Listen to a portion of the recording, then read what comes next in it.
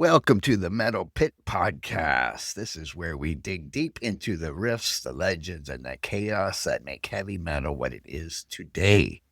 You can check out our latest reviews, Metal Maiden of the Month, interviews, and more at our website at www.themetalpit.org. Stay connected with us on Instagram and Facebook at The Metal Pit and at The Metal Pit Podcast. And visit our YouTube channel at the Metal Pit 666. If you have any album suggestions or maybe you want to be a guest on an episode, email us podcast@themetalpit.org. Please rate and review us. Here we go, the Metal Pit Podcast. And this week, my guest is one of the writers from the Metal Pit. James, how are you doing today? I am doing most excellent, Blake. I appreciate you having me back on. It's been a little while, but better late than never, they say. Yes, you've been away for a while, but now you're back. And just for people, I was going to mention this in the last podcast, and I forgot that the metalpit.org, which is the website. I'm still looking for volunteer writers, album reviewers, and things like that. So if anybody's interested, please email me at blake@themetalpit.org. And also, I don't know if I mentioned this, but I have another podcast. I don't even know if I told you. I think you know. But I have another podcast called Someone's in My Fruit Cellar, and it's a horror podcast where we talk about a classic horror movie. But we give it a soundtrack. So we divide the movie into 10 parts, and then we pick a song for each part so that we're picking our own like track or soundtrack to the movie ourselves instead of the ones the movies supply. And my partner in there, Lonnie, she's a big death metal fan, so most of her songs are death metal. And most of mine are probably 80s metal and some hard rock. I had a Johnny Cash song on one of them. I don't remember what it was. Or I know the song was one piece at a time, but it was in the movie Christine, because the one about the killer car, and so I had the song, Johnny Cash song, One Piece at a Time, which is about building a car one piece at a time, whatever. So anyway, if you like horror movies, please check out that podcast everywhere you listen to podcasts. Okay, now before we get going here, I just thought the Olympics are on right now. And now, do you watch the Olympics much? Do you care much about it, or? Yeah, I like the Olympics. I mainly focus on hockey and basketball myself. And as far as the NHL goes, I'm a big Carolina Hurricanes fan. I'm a North Carolina resident. I'm only about an hour away from the arena that the Hurricanes play in, so that's pretty cool. And pulling for the Americans in hockey, although I know Canada is always the most formidable, but looking forward to seeing. And what, do you watch women's hockey at all? I have gotten into it a little bit more lately. I didn't used to in years past, but I'm looking forward to pulling on the U.S. in that arena as well. Okay, yeah, the women, it's definitely only Canada and United States usually that are in the final. But the men, there is some better teams in the men's thing, but it's usually Canada and United States that are up there now too. But I know we got Sweden and Finland who are good too. But I don't really care too much. But I like the women's hockey. I'm watching that, the Olympics thing, and I'll watch the men, but I don't care that much. If Canada loses, I'm not going to be disappointed, because I like the old days when the Olympics used to be not professionals. Gotcha. They were underdogs and stuff. So now it's just because you got players on Canada, players in the United States that play on the same team in the NHL, and they're friends. And so it's just, to me, it's just not the same. But I know a lot of people still love it and still get angry and happy and everything. But I'll watch it, but I don't really care if they lose. I'm not going to cry myself to sleep if the United States beats Canada or whoever else beats Canada. But anyway, that started today, and Canada plays tomorrow. I'm not sure if the United States plays tomorrow or not, but it did start today. I saw Sweden beat Italy 5-2. The shots. Oh, wow. 60. It's Scandinavians involved. I love 60 to 20 for Sweden. Wow. I'm sure Italy's just kind of getting into the hockey thing. I don't suppose that's a big sport. Italy, I wouldn't think. But if there's any Italians listening, send me a message. Maybe you play hockey. Okay, so as if you're not new to the podcast, we talk about a classic metal album, and this is an album. What if this is one of my favorite albums of all time? But a lot of people probably don't even know them or don't even know this album, even though they do have. I'll have to find this in my notes. They have a lot of albums. They have 15, I think it is, or something. But we're going back to 1983 and the group Raven from England and their album All for One. Now, do you remember? You're younger than me, but do you remember the first time you heard Raven? Was it this album, maybe? Or I do, yeah.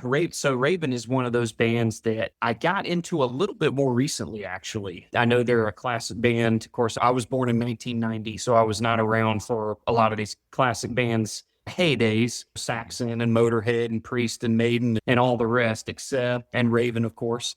But it was very recent, relatively speaking. I'm going back about 6 years to 2020.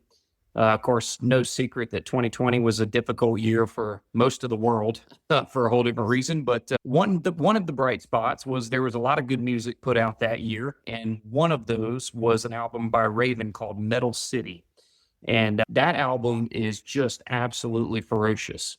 And I remember when I listened to it at first, I thought, I've heard about Raven. I know they're among those classic metal bands. They were a huge part of that new wave of British heavy metal movement back in the early to mid 80s. But I had never really delved too deeply into their catalog. And so I don't know what I was expecting necessarily, but I did not expect that album to come roaring out of the speakers the way it did.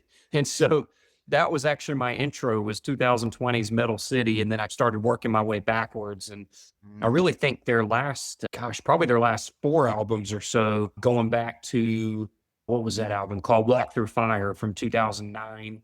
And then they had one called Extermination in 2015, Metal City in 2020, and then All Hell's Breaking Loose in 2023.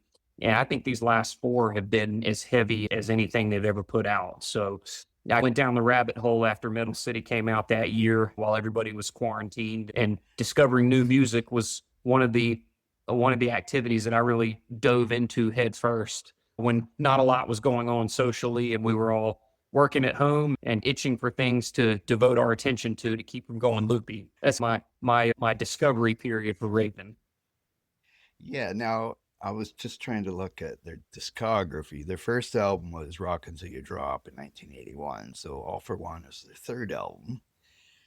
And I believe it's the first time I heard them was this album, and I can't really remember where I heard it exactly. I can't remember why I heard it. But anyway, maybe it's because it might be because of the Metallica thing, because Metallica's Kill 'Em All also came out in 1983, and then they did a tour together, the Kill 'Em All for One tour, I guess they called it, where Raven was the headliners and Metallica opened up for them.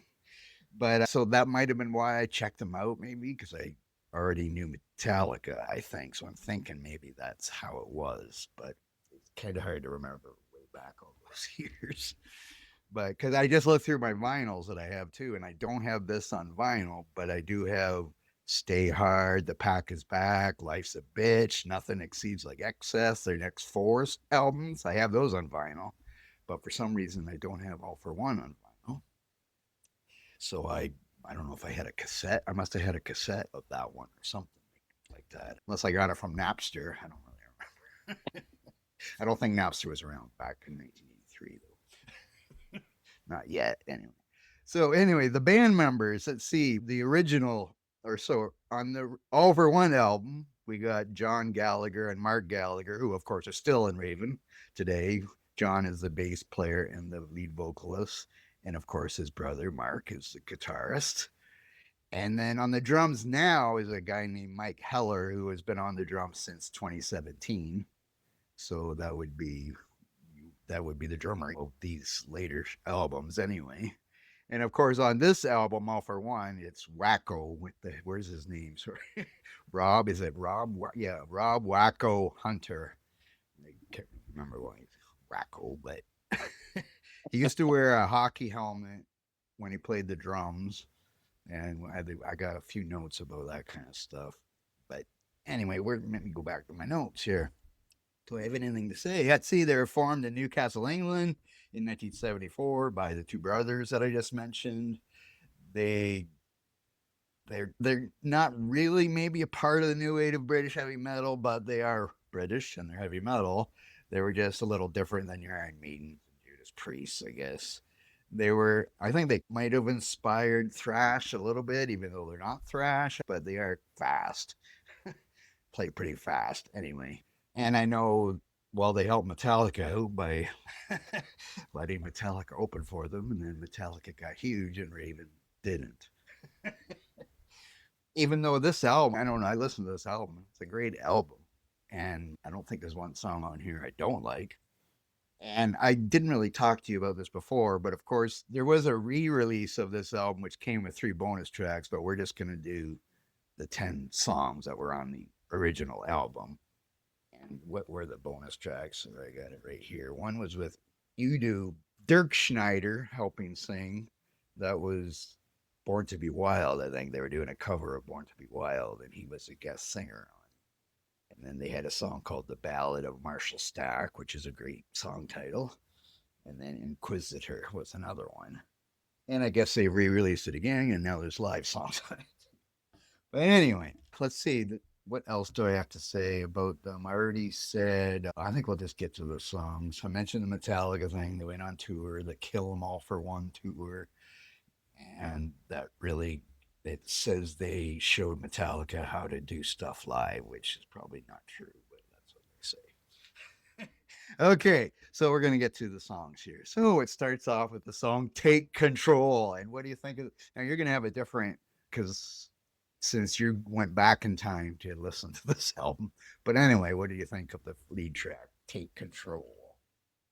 Yeah, I thought it was a great song title for a lead-off track, right? Because that's what we want to do is take control of the listening experience right away. These guys, kind of like you were talking about, One for All might just be the best known Raven album. I think even people who are more casual fans of the band, that's probably the first album they're going to think of when they think about Raven. So it was a good one to do an episode on. But yeah, we got a nice build-up in this one. It really gets the blood pumping straight away. And John Gallagher lets out that high metal scream, reminiscent of Rob Halford, maybe in some ways, maybe a little bit closer to Halford than Bruce Dickinson, I would say. We got some great guitar work in this one, and that's going to be a theme throughout. Mark Gallagher really knows how to play the strings there. And I really like how all of the instruments kind of fade except the drums right before the chorus, each time the chorus comes around. But then you get John Gallagher coming right in, defiantly proclaiming that phrase, take control. It just gets the heavy metal blood pumping. Got a really cool solo in this one. It starts probably about 2/3 of the way or so through the song. And it's not a solo that goes on for a ton of time. It doesn't last really long, but it packs a nice punch really for what it is. And there's really a mid-paced kind of rhythm to the song all the way through. We talked a little bit earlier about how Raven is credited somewhat for helping to influence the blueprint of what thrash would go on to become. They do play fast and in quite a few of their songs. This one, I would say, more of a mid-paced tempo, but it's just incredibly reminiscent of the classic heyday of heavy metal in general. And then you got Mr. Gallagher hitting another extremely high note as the track comes to a close. And it really just gets the listener ready for what they're going to hear for the rest of the album. So I think a really strong start to it. Yes, and I know I just mentioned Udo Dirk Schneider. Sorry, he has a hard first name to say.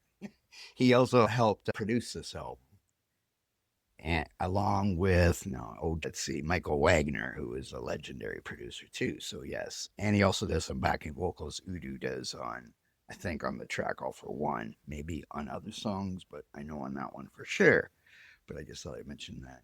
I don't see. I was trying to see what month this was released, but I don't see it. I just see the year because there's not much on Wikipedia about Raven. There's a page on them, but there's not as much as some of the other bigger bands, of course. And there was a lot, which I was also going to mention. There's a lot of, we're going to do our top 10 album 1983 at the end. And there was a lot of good albums that year. That was a pretty good year for heavy metal. Because it was the start of thrash with Metallica, Slayer, Canada's Exciter had the first three, I would call them thrash albums ever. And then, like you say, I think Raven inspired maybe not those bands, other bands that came after, like your Exoduses, Anthraxes, and stuff like that. But anyway, yes, that was a good opening track. I guess I don't need to add anything about that one. I don't have anything extra about that one. Then we get into there's three songs on this album that I love so much. And one is this one, Mind Over Metal. So what do you think of Mind Over Metal? Oh man, I guess we're just going to continue with the theme of really cool song titles because I almost misread that as mind over matter, that cliche statement when I first was reading through the track listing, but mind over metal. And sometimes I feel like in my own life, it's metal over mind because metal is just my true and first musical love. But we got a really killer riff that kicks the song off, and the guitar prowess is evident immediately. And that's something we could probably say on every single track, but it just bears mentioning. I want to make sure Mark Gallagher gets his due. John obviously gets a lot of the notice, a lot of credit, and anyone who is the vocalist, they're the voice of the band, so they're certainly going to be well known. But man, Mark just absolutely kills it on this one. Another mid-paced track that's not particularly fast, but John Gallagher sounds ferocious, especially in the chorus of this song. And it's interesting how he sings the chorus in two very different keys. So the first time he goes through the chorus, it's in a kind of a low register of his vocal range, but then he follows it up with one of those patented just upper register declarations, mind over metal. So it's really cool the way you can see the range and just the way that he varies the notes. And I don't know how many octaves his range is, but man, he hits some notes that make me wonder if my windows are going to crack as he hits those higher notes. Another really cool solo in this one. It's just past the midway point and followed by some really cool guitar harmonies. And I think that harmony really reminds me, even though it's not dual guitar harmonies in this particular case, the way Iron Maiden employs, but it just reminds me of Maiden with the way just the guitar sings. It just, when you think John couldn't go possibly any higher and top himself, he does hit another insanely high note as the song, a section of the song culminates in the chorus once again. So just a really, just another strong track. You've got everything present, the guitar work, cadence, the vocals. You just got everything working here. So a really good follow-up to the opener. Yes, and like I said, I love the song. And I was also going to mention his singing. Yeah, he has this squeal about him when he's singing lines like Mind Over Metal at the end, and he's got a squeal about him. Like you mentioned, Halford.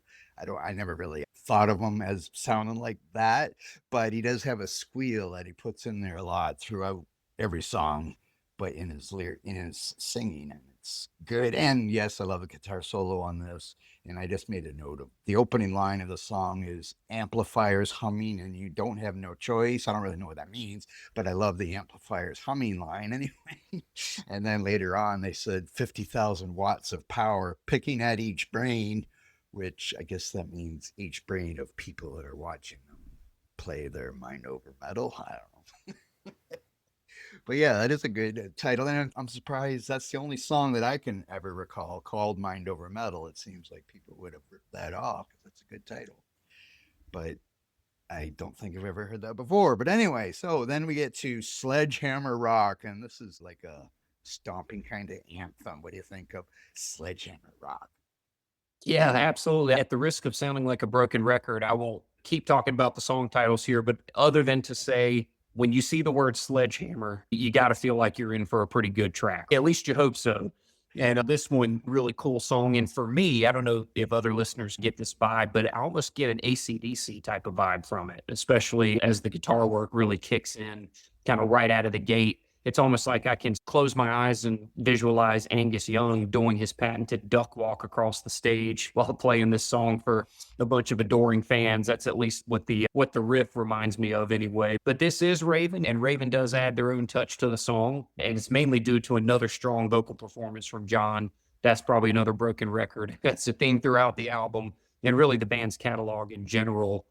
But the solo in this one, I think, is what I want to touch on. Is perfectly timed. I think you can just picture an arena full of fans just playing air guitar, maybe not great air guitar, but we could all do air guitar. And it takes us back to those younger years when we were first discovering metal, and it was just a revelation. And playing air guitar around the room was one of our favorite things to do, and just kind of losing our minds. And I could just hear it fans shouting "Sledgehammer Rock" as the song plays, and just really a perfect kind of metal anthem. I think anthemic is a really good descriptor for this song. Not a particularly complex structure to the song. It's fairly straightforward, but it's effective nonetheless. And like the two tracks that came before it, this one a little on the shorter side, clocks in at under 4 minutes, but it gets in and gets out. It accomplishes exactly what it sets out to do, which is really to get the blood pumping. So a trio of incredible songs to open the album here. And yeah, I never seen Raven live, and I'm assuming you never have either. No. I have not. No, I would unfortunately. assume this is a good one for the crowd to sing along because yeah, it's pretty basic song, like you said, and not too complex or anything. It's just an in-your-face song, and it would be a good sing along in concert. Yes. And then we go to the title track, "All for One." And like I said, featuring backing vocals of Udo Dirkschneider of Accept, or was in Accept at this time. Not in Accept now, but he does have, I think he's still playing on his own solo band, as far as I can remember. Anyway, what do you think of the title track? Yeah, absolutely. You're right about that. Just as a quick note, Udo is in his band UDO, and they've got, gosh, I couldn't even tell you how many albums they've got out. They've been going fairly strong since '87.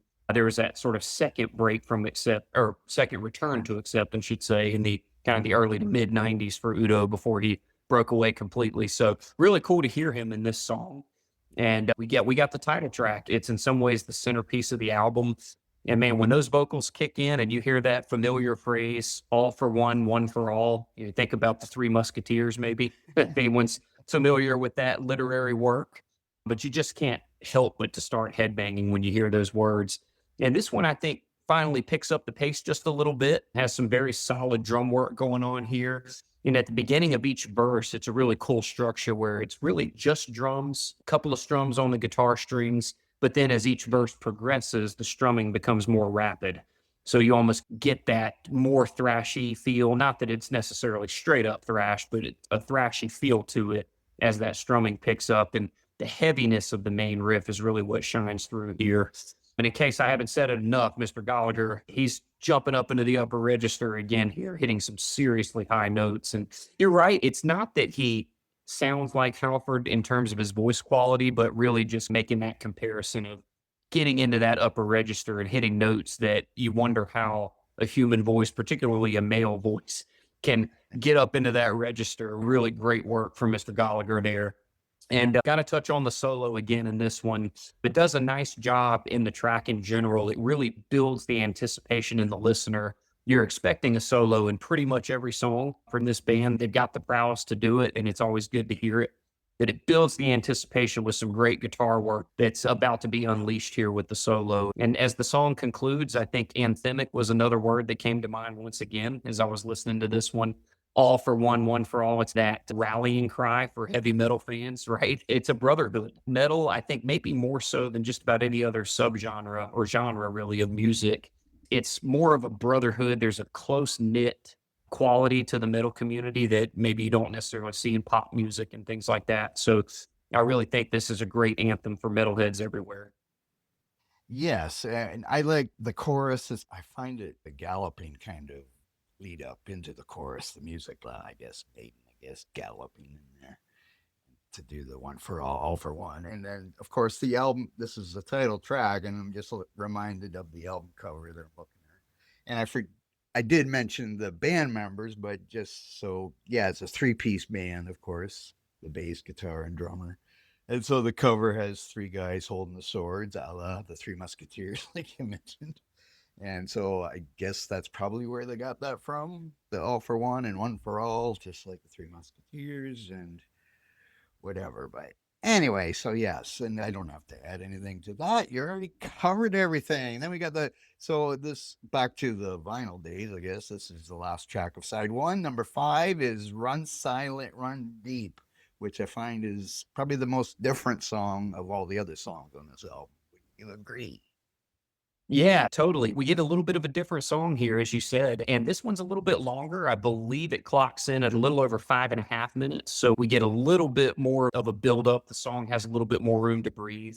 We get some nice heavy guitar strumming to begin this one. It's another solid heavy riff.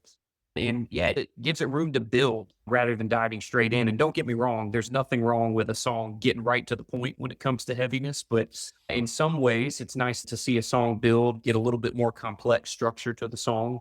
And interestingly, the chorus on this one, I think might be one of the most melodic choruses out of any of the songs on the album. Yeah, as you said, that's part of, I think, what gives it that little bit of a different feel, certainly than the four tracks that have come before it. And the song presents a more stark contrast, I think, between the verses and the choruses, given how heavy the verses are.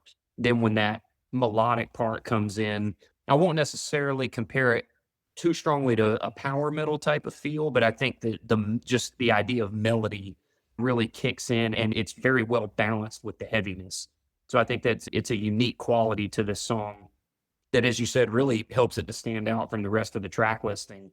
And as the song nears the midway point, speaking of developing the song in different stages, it really delves into a quieter passage. It's an instrumental passage, features some really cool drum work. And this section of the song takes its time and it creates almost an introspective atmosphere, is the feeling I got as I was listening to it.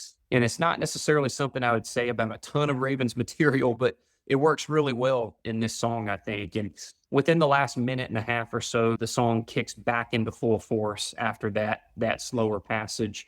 And it comes to a nice heavy conclusion as those operatic vocals really put their stamp on the track one more time. So really a track that comes full circle. You got heavy at the beginning, more melodic chorus, you've got the slower passage, and then you've got the song kicking in at the end. So very well-rounded track by these guys.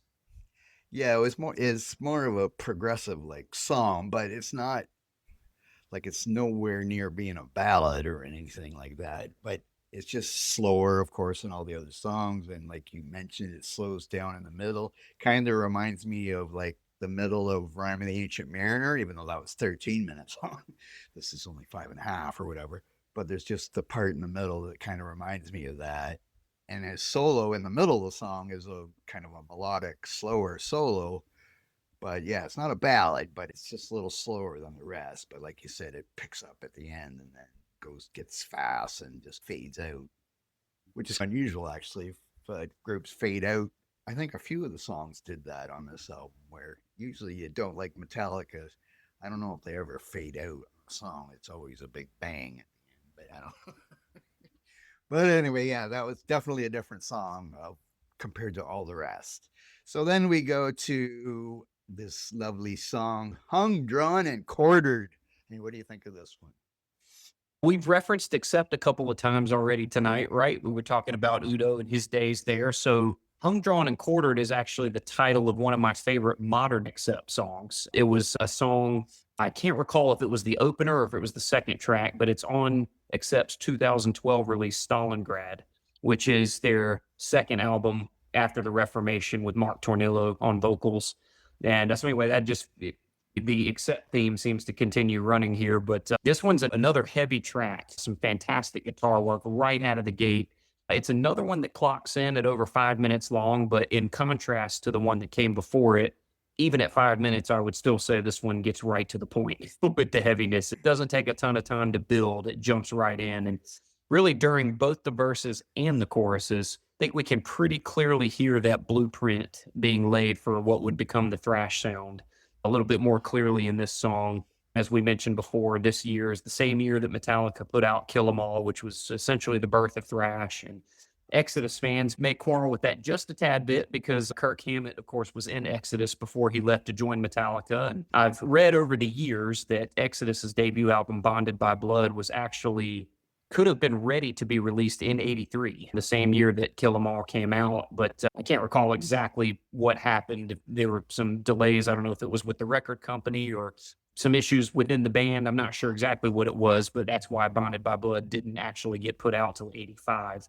But just a quick side note, I know some Exodus fans are like, Bonded by Blood could still be right up there with Kill 'Em All as being considered the beginning of thrash. But anyway, I digress. We can hear the thrash blueprint here a little bit. And I think that idea, it's only further reinforced during the solo, which is just an absolute face melter. Mark Gallagher just goes nuts on the solo here. The pace of the song is relentless pretty much the entire way.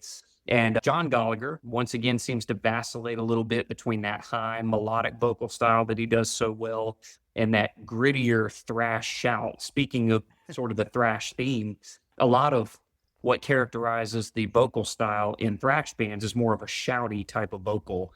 And I think John Gallagher employs just a little bit of that here. He's interweaves it with the more melodic passages. But just another great track as we're nearing the midway point of the album here. Really good one. Hey, sorry, my cat is rubbing my face right now. Let's see, what was I going to say? Oh, I like the line, all the king's horses and all the king's men couldn't put me back together again.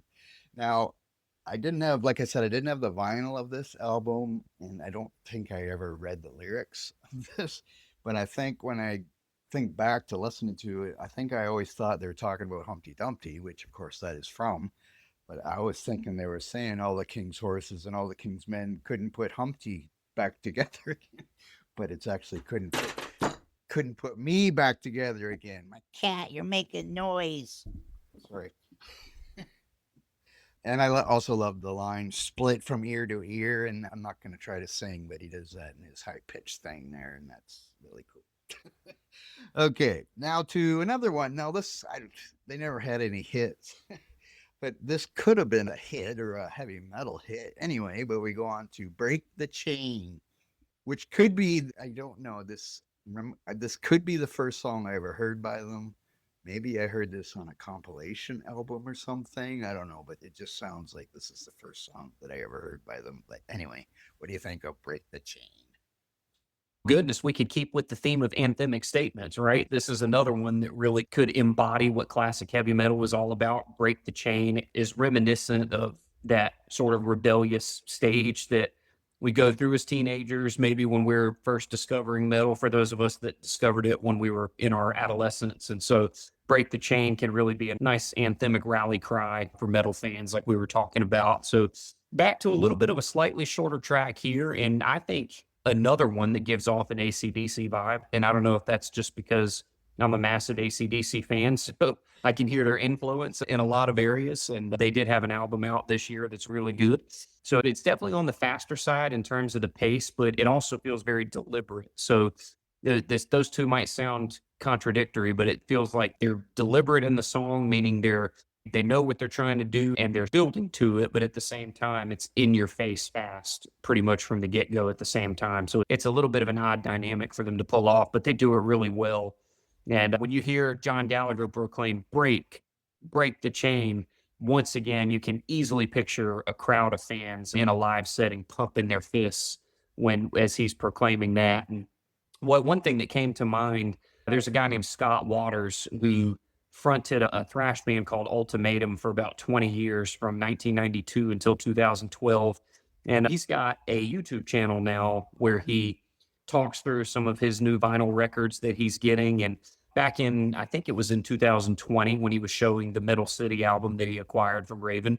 And he talked about how at that time, or maybe it was a year or two after that, once live shows started first coming back and Raven was actually able to tour that album for the first time after the pandemic was starting to calm down a little bit, he said, these guys played some songs where you just felt the energy in the room, even though some people were still a little bit wary about going out in public again, understandably. But he said they were playing to a room of about 30 people, but Raven still gave it their absolute all, as if they were in an arena full of 30,000 people. So I just was thinking about that whole setting. And if they played a song like Break the Chain, how whether they're playing to 30 or 30,000, you could picture the room going crazy during that song. And another song where the riff is pretty straightforward, not a super complex structure to this one, but once again, it very much gets the job done.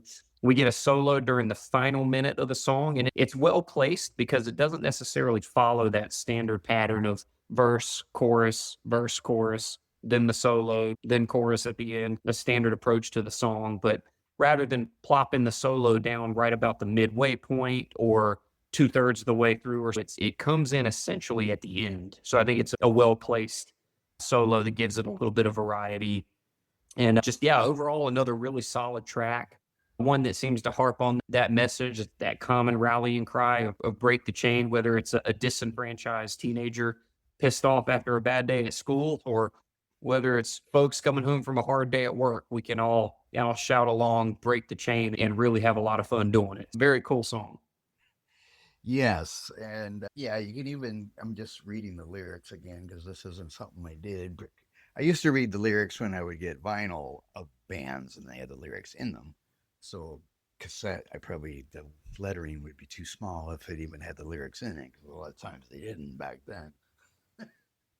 But yeah, this can also be for people that are depressed. You could see I got to break the chain, and the grass is greener. That's what they say. And so it could, with early on, 83, not too many groups like Suicidal Tendencies was out there writing songs about that kind of stuff. But I don't think there was too many bands writing that kind of stuff. But anyway, yes, one of my favorite songs off this album.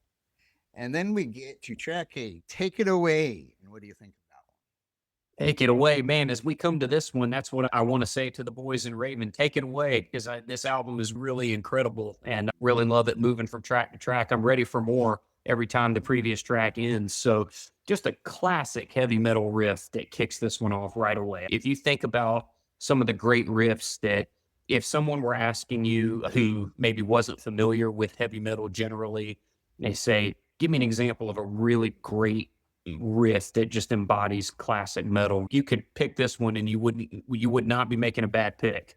Mr. Gallagher sounds really pissed off in this one. I don't know if that's just me that picked up on that, but he has an especially kind of snarling quality to his vocals in this one, and it only adds to the ferocity of the song. So really, certainly fine by me. And I would probably call this track one of the heavier tracks on the album, and they've all got solid riffs, but we've talked a little bit about how some of the tracks are a little bit more melodic. This one, I think you could place fairly firmly in the heavier category. Not necessarily a speedy track. Once again, it is fairly upbeat. Wouldn't necessarily call it super speedy, but it does get the blood pumping just fine, like several others on here. And the guitar work during the chorus, I think, really shines in this one. It sounds like Mark is just speeding up and down the fretboard of the guitar on this one. Really great sound. And I want to take a special moment in this one. I know I've talked about solos a lot already, but we get a nice high scream from John Gallagher as the song launches into the solo. And in my opinion, this may be, it's tough to pick, but this one might be the best solo on the album, in my opinion. And it doesn't last long. It's another one you're not getting Yngwie Malmsteen, who's just going to go off on a 4 or 5 minute solo. And I love Yngwie, by the way, not an insult, but it's a very fairly quick solo. It doesn't last long, but man, it shows Mark's prowess on full display. And I think just giving Mark the credit that he deserves. And John is great at what he does, but so is Mark. And Mark's fingerprints are all over this album. And I think this solo might just be his finest work. And again, it's tough to pick one solo because he shows his chops on so many different songs on this album, so many different areas. But the guitar work is just great, clearly very skilled. And this solo for me really stands out. Just can't say enough great things about it. When you pair that classic riff with that incredible solo, it's just a great metal song. Yes, it's very catchy, and I just made a note of the lyrics, calling me a liar, calling me a slob. I'm not really sure what the song, I don't have the lyrics. Of course, you don't need the lyrics to understand them. But I don't have the lyrics or the whole song in front of me, but I just remember that it was funny just the way he says, calling me a slob. But yes, it's a very catchy song. Now we go to the best song ever made, called Seek and Destroy. Maybe some people might not agree with that. But anyway, we got Seek and Destroy, Raven Seek and Destroy, not Metallica Seek and Destroy, even though both these songs came out the same year. But of course, they're not the same song. It's just the same title. So what do you think of Raven's Seek and Destroy? Yeah, that's a great point, Blake. In my notes on this song, the first thing I wrote was, where have we heard this song title before? And it's interesting because, as you mentioned, the album that Metallica's Seek and Destroy is on was their debut, Kill 'Em All, which was the same year. But for metal fans, generally, I think we touched on it, but Raven is one of those bands. They're fairly well known, I think, among metal fans who have followed classic metal. But I think by and large, if you got out more toward more mainstream, more casual listeners, obviously they're still going to be familiar with Metallica, but maybe not be familiar with Raven at all. So People that are more in that camp might be tempted to look at it and wonder if it's a cover song. And when in all actuality, Raven was around before Metallica. I didn't even realize this. On a side note, Raven first formed in its earliest iteration in 1974. So I did not realize they went back quite that far. That was when AC/DC was coming out with their debut album. That's how far back they go. So certainly not a cover song of Metallica, but you could see how a lot of metal fans may jump straight to the song on Kill 'Em All when they see that title. But we're talking about the same year, so it's understandable. But this is Raven Seek and Destroy, and it is no slouch. As beloved as the Metallica song is, this is a fantastic song, and I certainly wouldn't want Raven to get overshadowed here. Very heavy, a choppy cadence to this one, to the guitar work. It's not necessarily fast, smooth strumming the whole way through. It's not necessarily a slow plodding song, but it's just choppy. I don't know how else to describe it, but how could you not want to jump right out of your seat when you hear John Gallagher scream "Seek and Destroy"? Again, you might think of the Hetfield snarl in the Metallica version, but Gallagher does his part to bring this song to life. And my goodness, the solo on this one. I know I just talked about the one in the previous track being possibly the best one on the album. At the risk of contradicting myself, I would just say if I had to pick like a 1A and a 1B in terms of soloing on this album, this would be one of those two. It is just phenomenal. And once again, I know I keep making the Halford comparison. Again, not overall quality to the voice, but just in terms of that upper register, we get a long, drawn-out Halford-like final note of the song as the song comes to its thundering conclusion. Yet another one that I could see being a crowd favorite in a live setting, especially when you just think about that phrase, "seek and destroy." Any metal fan could yell that out at any show and it would not seem out of place. Unfortunately, I was not around when this album was first released, so I'm not sure how often it was played live. Obviously, at this point, I think we mentioned this was only their third studio album, All for One, so they didn't have as much material to choose from. So hopefully they did play a lot of these songs live when they were on that initial tour, at least.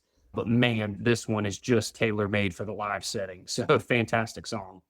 I was just as we're talking here, as I was listening to you, I was thinking about that. They went on tour together with Metallica. They both had the same song with the same title. So I wonder if they did play it. I'm pretty sure Metallica would have, since it was their only album, of course. I'm pretty sure Metallica played their Seek and Destroy. And I didn't look it up or nothing. So I wonder if Raven did their Seek and Destroy. It'd be funny for people that weren't aware of the bands. And hey, they both have a song called "Seek and Destroy," whatever. But yeah, this is my third of my three favorite songs. This is another one. I love this song. And in the middle, I just made a note of where there's no guitar going, but the Wacko's playing the drums, and it's slower part. It just feels like war. It gives you the feel of war or something in there. As the song is about nuclear annihilation, so I guess that's what it's about. So it's like doom drumming he's playing there in the middle part. But yes, another one. This is my favorite, and I think I like the song even better than Metallica "Seek and Destroy," but I do love that song too. Oh, and by the way, since I just mentioned "Seek and Destroy," if you haven't heard Testament's cover of Metallica "Seek and Destroy," make sure you listen to it, because it actually sounds like Metallica. If you didn't know it was Testament, you might think. But it is a little different, but it's awesome cut. And it's on Testament's last album, I believe, or possibly a bonus track. I'm not sure. Actually, there was a tribute to Metallica album for the anniversary of Kill 'Em All, where a bunch of bands were on it, but Testament song was definitely the best of all the songs that were on it. So if you want to check that out, look it up. I don't know where you're going to find it. It's various. I can't remember what it's called. But anyway, it's all the songs from Kill 'Em All.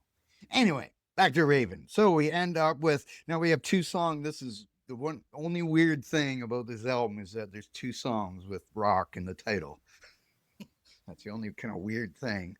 And then we finish off with Athletic Rock, which it's not really a term I've ever heard before, except for Raven.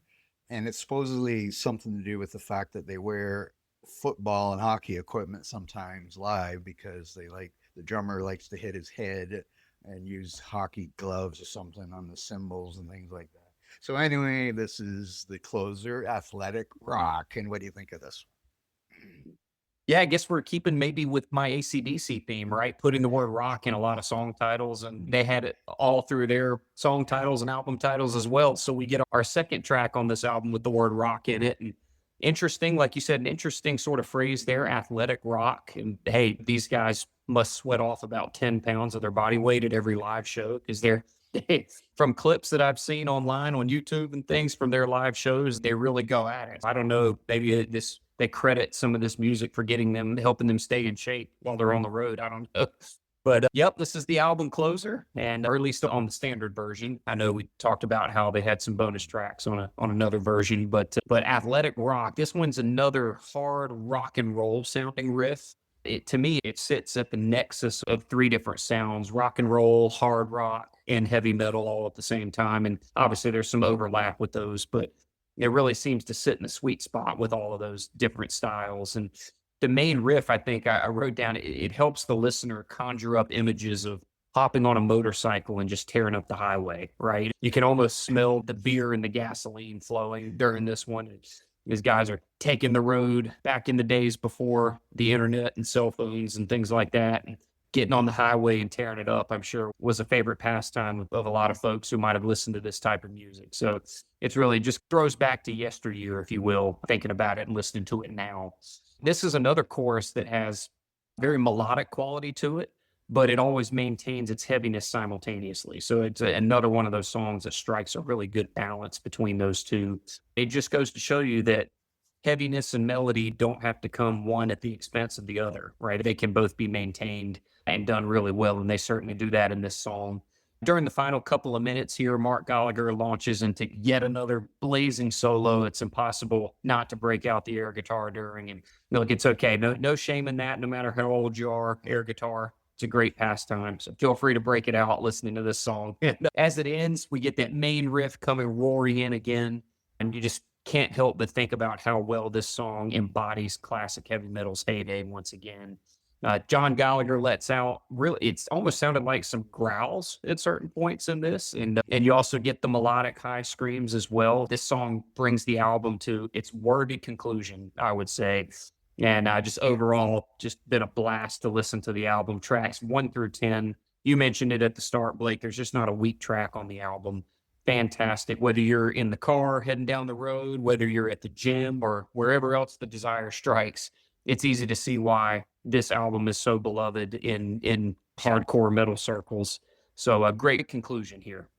Yes, and if you haven't heard this album, or Raven maybe, definitely check this album. This is definitely my favorite Raven album. Now, like you mentioned at the start of the podcast, you mentioned some of the recent albums, and I didn't really listen to them much. I didn't really give them a chance. Maybe I should, but I haven't really listened to them too much. But anyway, but just going back to this one, this album is just, it's a couple of years ago on my website, some of the writers did our top 50 albums of all time. I don't remember where I put this, but I know this one's in my top 50. It might be in my top 10. I can't remember. I didn't bother to look it up. It's probably still on the website under the history tab. If you want to check it out, it's probably in there somewhere. So I'm sure I have this in my top 50. I know I have this in my top 50. I just can't remember where I had it. And yes, great finish. I don't need to add anything to you. Oh, I did one thing. I guess we didn't really mention the drumming at all too much, but I think I used to do a lot of air drumming to this album too, because Wacko is pretty good at whacking the drums there, I think. And I don't know if he's still alive or what, because you never know, because these guys are getting up there, and of course he's not in the band anymore, so I don't know what actually happened to him. But anyway. So we're going to rate the album out of 10. So what would you give this one out of 10? Yeah, Blake, I don't give these out lightly, but I have to give this album a 10. I really can't find, certainly not a weak track, but I really can't even find a weak moment on the album. And that's not easy to do in an album that's 10 tracks long. There are songs that are on the shorter side. There are songs that are a little longer. You mentioned how there are a couple of tracks that have almost a progressive element to them. You get songs that sound a little thrashier. You get melody, you get heaviness, you get lower kind of grittier vocals. You get the upper register, more operatic style singing. There's just nothing on this album that you don't get. And it's just one of those albums, one of those where you just do not skip a track. And I think when you can say that about an album where you can't find a weak track, can really not even find a weak moment the entire way through, I don't know how you could give it anything less. I have to go with a 10 in my book. It's just a classic album. I wouldn't change a thing about it. Yes, I would give it a 10 out of 10 also, and that's probably why it's in my top 50 albums of all time list. But I know it probably wouldn't be in too many people's. But again, I think a lot of people probably missed the boat on Raven because of how thrash came on in that time, whatever. Because, yeah, I don't, this is probably the only Raven album I go back and even listen to regularly. All for One, which is the one right after this one, I believe. Listen to that a bit, but this is, oh, I always go back to this one regularly, check it out. So, yes, I would give it 10 out of 10 too. And we already talked about, no, we haven't seen them live, so we can't comment anything on that. Let's see. I had a few other notes here, but we've probably already talked about. I talked about the Metallica thing already. They didn't have a lot of money, those two bands at that time. Is one thing, but I guess we know that when you're early in your careers. Let's see. Wacko, his nickname for a reason, because he had a massive drum kit, and he it says at one point he famously incorporated iron plates and circular saw blades into his percussion setup to get a more industrial clanging sound. So I'm just getting this from Wikipedia or wherever I got this from, so don't accuse me if I'm wrong. Let's see, what else do we got?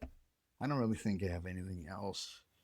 It says the song Sledgehammer Rock became a cult favorite in the tape trading community. For years, fans thought the sledgehammer sound in the song was a real tool hitting an anvil in the studio, but in reality, it was a combination of heavily gated drums and Mark Gallagher's chugging guitar technique to mimic the rhythm of a factory, whatever, sledgehammer, I don't know, whatever.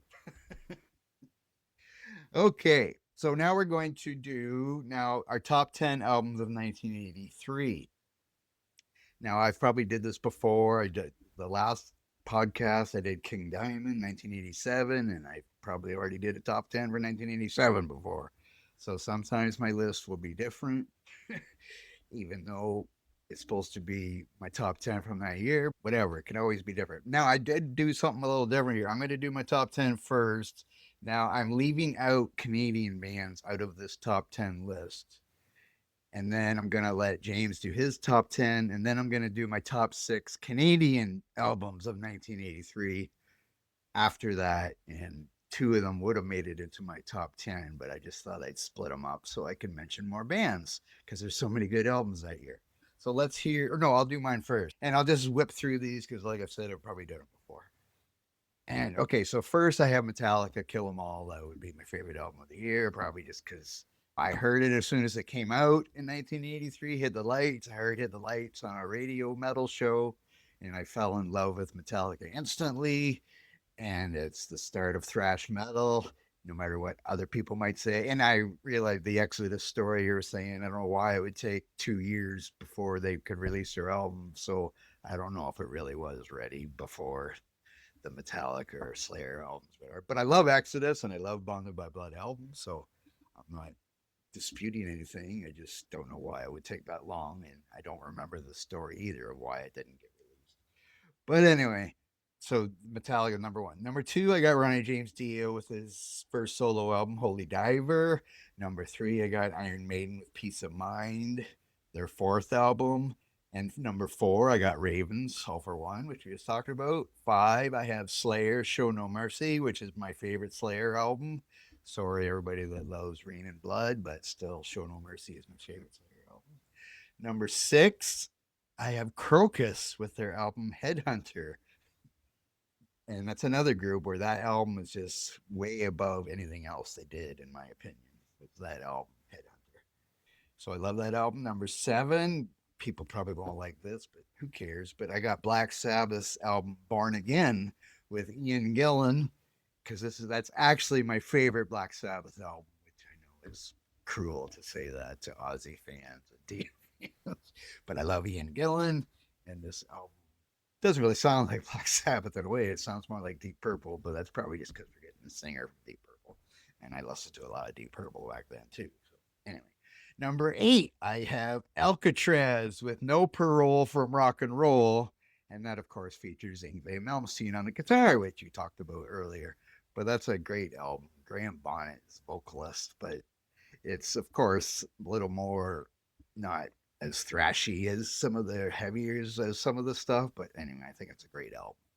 Number 9, I got Twisted Sister with You Can't Stop Rock and Roll. And my number 10, I even have Twisted Sister's kind of hair metal. I don't really call them hair metal, but some people do. But anyway, my number 10 is definitely hair metal, I guess, with Motley Crue and their album Shout at the Devil. And I'll let you do your top 10 before I mention any honorable mentions, because I have 7 or 8 of those also, not counting my Canadian ones. But we'll see what ones you include first. So let's hear your top 10 from 1983. Gotcha. Yeah. Hey, there's so many great albums from this year. No shame in having a bunch of honorable mentions. Yeah, just a few that come off the top of my head for the honorable mention category. I would have Shout at the Devil from Motley Crue.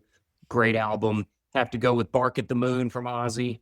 May he rest in peace. Rock and Metal World lost a titan as several months ago last year. So have to include Ozzy in this. Got to give your home country a shout out, Blake. I would have to go with Anvil with Forged in Fire. Fantastic album from that year. So lots of great stuff from that year. You really couldn't go wrong. A ton of great picks from that year. I usually go from 10 to 1. For some reason, I went from 1 to 10. So you can go from 10 to 1 if you want to.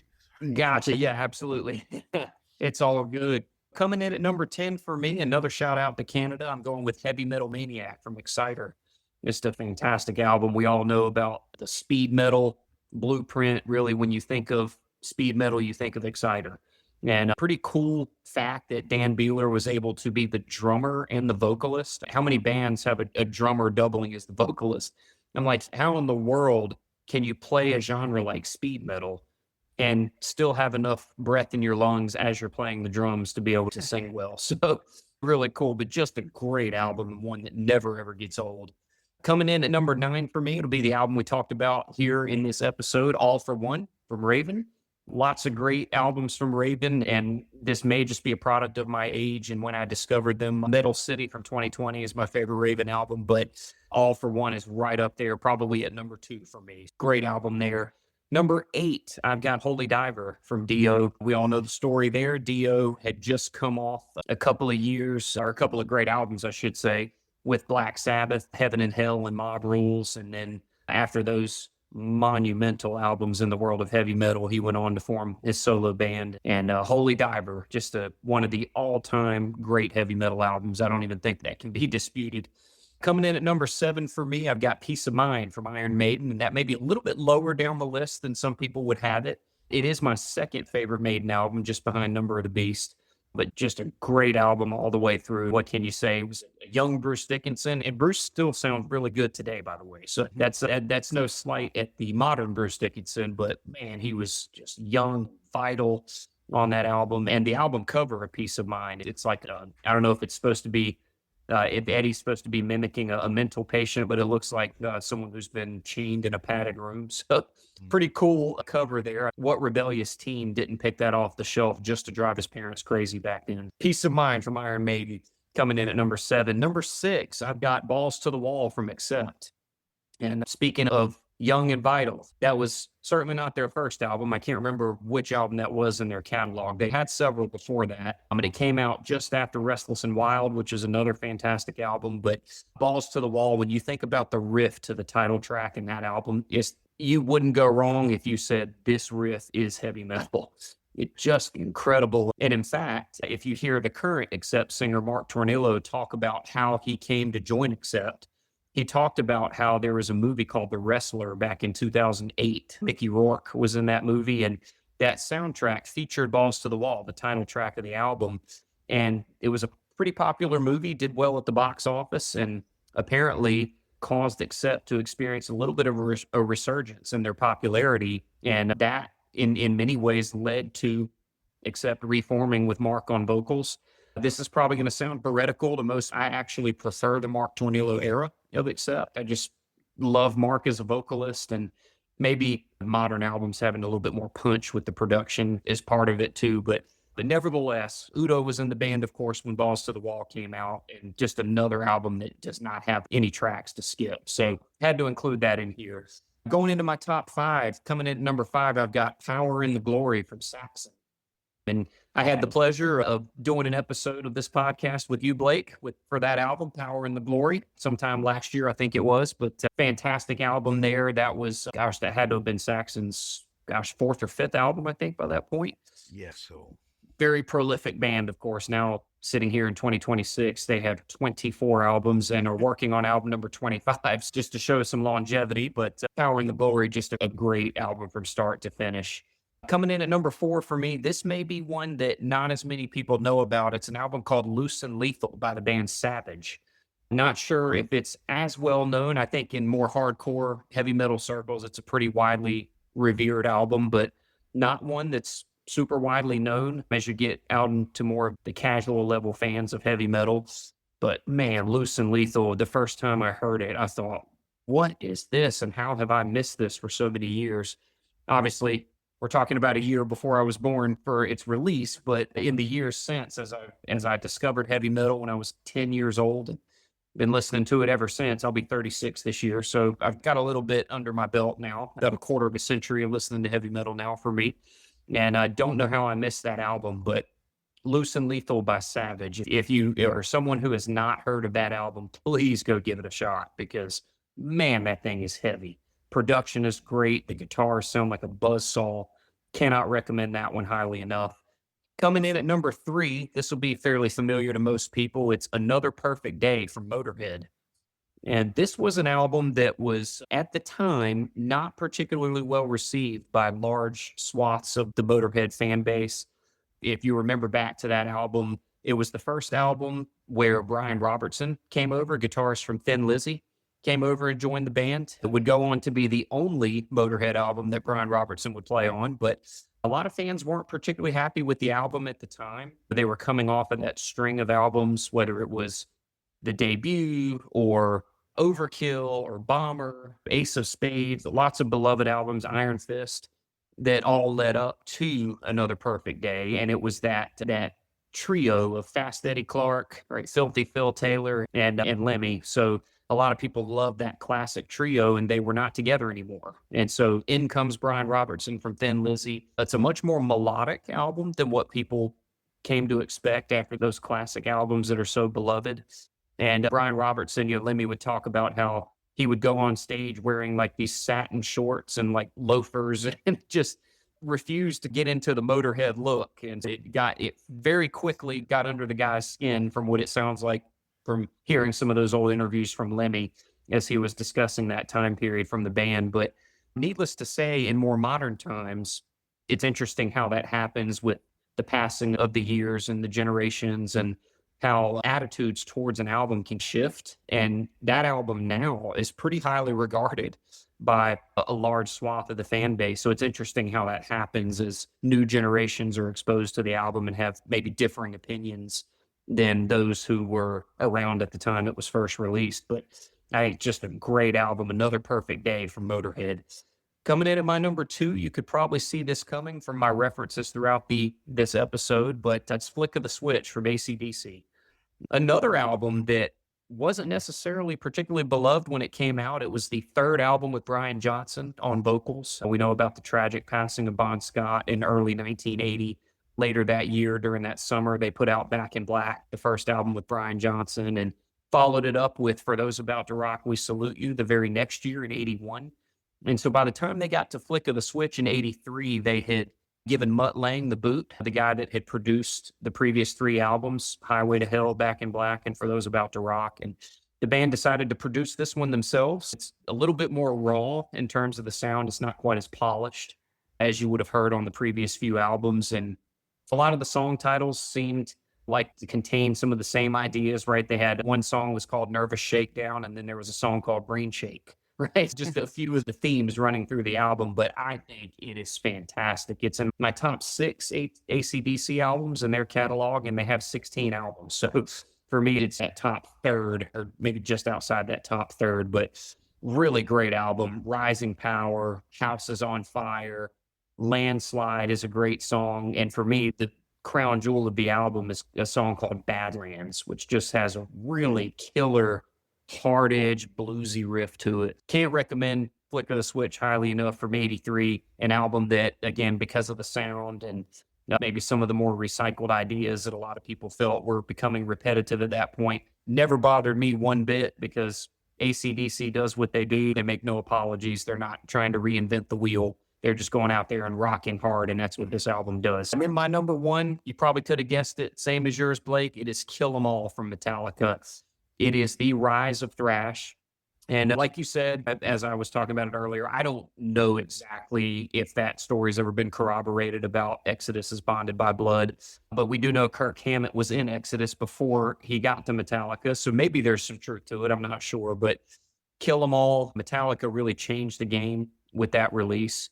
Thrash was given birth on this album, and we've talked about Raven, and I think even you could look at Judas Priest on the song Exciter from their 1978 album Stained Class, where the blueprint for thrash, and even Motorhead, we've talked about Motorhead, you could look at a song like the title track on Ace of Spades and see how the kind of that speed metal / thrash metal blueprint was already being laid. But those bands were still either classic metal, or Lemmy always said Motorhead was rock and roll. But when Metallica came, that was when this is thrash. This is the combination of the speed and the cadence of punk combined with the heaviness of metal. And Metallica put it all together. And Blake, you mentioned that opener, Hit the Lights. Same here. When I heard that song, I thought, what in the world? Because I had not been exposed, even at my age. This came out long before I was born, but at my age, I had not been exposed to thrash at the time that I heard Metallica. And so when I heard Hit the Lights, I thought, my goodness, that the way the song kind of fades in, and then you hear that guitar work start, and at a couple of different points of that song, Kirk Hammett is just a madman. The solos in that, they just melt your face off. So great song there. And then it's bookended, that album, by the album closer. You got the opener, Hit the Lights, and then the closer, Metal Militia, another absolutely ferocious song. And the album does not let up at any point in between. So fantastic album there from Metallica. Thrash is my second favorite subgenre of metal, just behind grooves. I'm a Pantera guy above all else, but Metallica really changed the game with that release. And so I had to have Kill 'Em All at my number one. Okay, now Pantera had an album out in 1983, but it was hair metal. I don't even know. I still haven't heard it, I don't think. Anyway. Yeah, that was Pantera's their glam period. It was well before Phil Anselmo joined the band. And they had a guy, I think the guy's name was Terry Glaze or something like that did the vocals. And before, and it's really an era that the band themselves disowned or ignored once they consider Cowboys from Hell in 1990 to be their official debut. But Pantera did have a few albums before that. So you're right. Okay, so I'll do my honorable mentions, even though you mentioned some of them already. So I did have Flick of the Switch. I'm a big Bon Scott AC/DC fan. I'm not as big of a Brian Johnson AC/DC fan, even though back then I did listen to Back in Black a lot, and then For Those About to Rock, and I did listen to Flick of the Switch.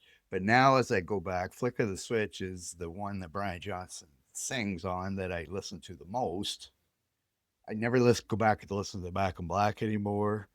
Once a little bit For Those About to Rock, but I think, Flick of the Switch is my favorite Brian Johnson AC/DC album. But I would definitely take the ones with Bon Scott over everything. But it is a good album, Flick of the Switch. Let's see, what else did you mentioned? Saxon, Power and the Glory. Yes, that was one. And some that you did mention and I didn't have in my top 10 was Quiet Riot, of course, with their Mental Health album. Def Leppard's Pyromania, which is like their only good album. Maybe, I guess High and Dry is a good album too. Except, you mentioned Except, Balls of the Wall, of course. Thin Lizzy's Thunder and Lightning. Now, I really only know 2 songs on the album, but Thunder and Lightning and Cold Sweat, those 2 songs are like 2 of my favorite songs ever, but I'm not really too crazy about the rest of the album.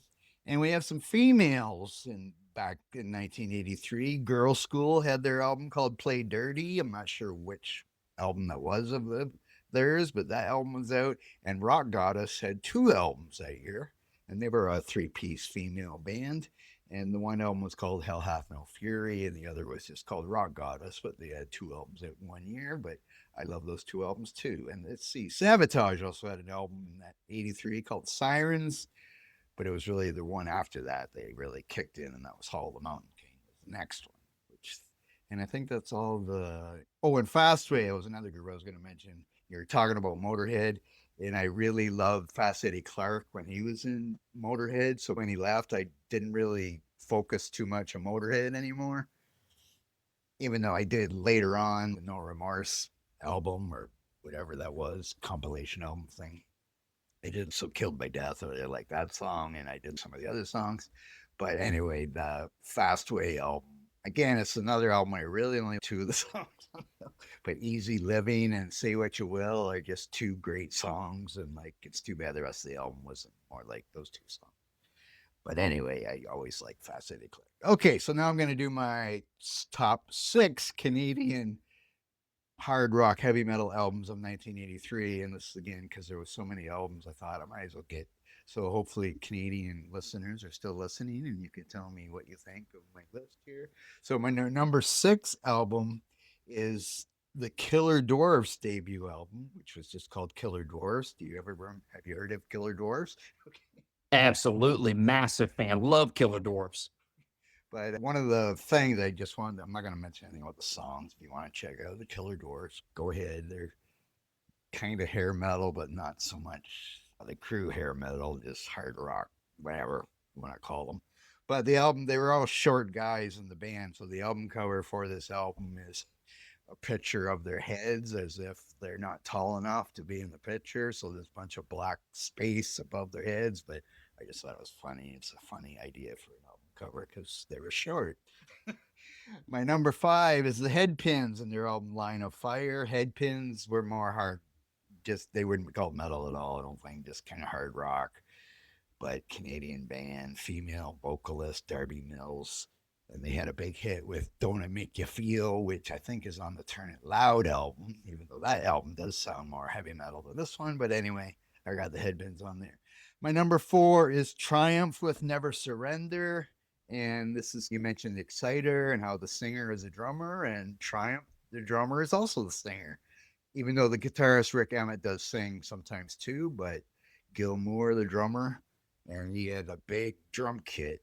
And I don't know how in any kind of hard rock, heavy metal, drummer could be a singer, but that's 2 Canadian bands that had a drummer as a singer. And I don't even know any, do you know any other bands where the drummers are the singers? I don't. I have no idea. I can't think of any off the top of my head. That's a tough combo to pull off. I was pretty surprised to hear both those bands. The drummer, the singer. Okay, my number 3 is Helix with No Rest for the Wicked. Just another kind of hair metal, but I would say a little heavier than hair metal. But they had a big hit with Rock You, which isn't on this album, but this is the album before that. It has a great song, Heavy Metal Love, on it, and Dirty Dog. I know it's a great album. I love that album. And then my 2 that would have made it into my top 10 if I didn't separate them into one is Exciter's Heavy Metal Maniac, which you already mentioned. And the other one you also already mentioned, my number 1 Canadian metal album that year would be Anvil's Forged in Fire, because it's one of my favorite albums of all time too, along with Metal on Metal. So there we go. So if there's any Canadians listening or Americans that like, or not just Americans, all across the world that are into Canadian bands, there might have been some that I missed, but those are definitely 6 that, like, we could have had a top 30 list of 1983 here where they all be at least 8 out of 10s, I think, in my book. Because even those albums like Def Leppard and Quiet Riot, I listened to them a lot back then, but then thrash just took over, and yeah, Raven and stuff and all that stuff. So it was so much out in 1983. It was a massive year. Yeah. Okay, so I guess that's it. Do you have anything to add here? Definitely Raven is a band that people should check out if you never heard of them, because I know they never got very huge. And even though they do keep making albums, but I know they never had a great big following, not like Metallica went on to and stuff like that. But I think All for One is a great album. But do you have anything to finish up on with Raven or 1983?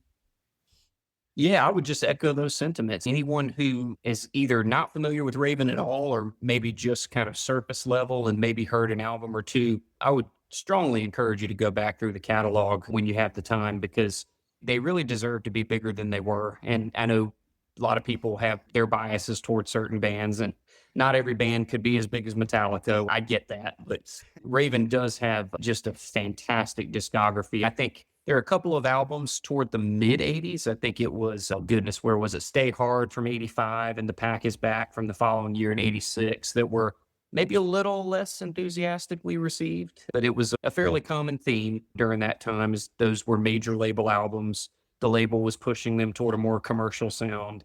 As we know, money is the great driver of all decisions that are made in this world. Whatever was going to sell more records, that's what they wanted. So they were a little bit more commercial sounding on those albums due to pressure from the record label. That was a ton of bands during that time were in that same boat. But outside of those, which I'll admit aren't my favorite, but they, by and large, we're talking about a discography of 15 albums and very few what you would even call low points. So we just encourage everybody to go check them out if you haven't gotten into Raven a whole lot in the past. Yes, okay. And yeah, thanks, James, for joining me on this episode. It was good to talk to you again about heavy metal and stuff. And make sure you check out our podcast. This is your first episode, this is our fourth season now. Most of our episodes are about a classic album.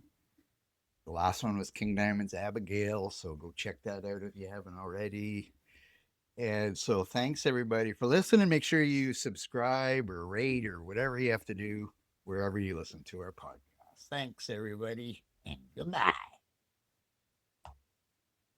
This is Freya. You have been listening to the Metal Pit Podcast. Please visit our socials and our website, www.themetalpit.org. Check out Blake's other podcast, Someone's in My Fruit Cellar Podcast. Please rate and subscribe wherever you listen. Play it loud.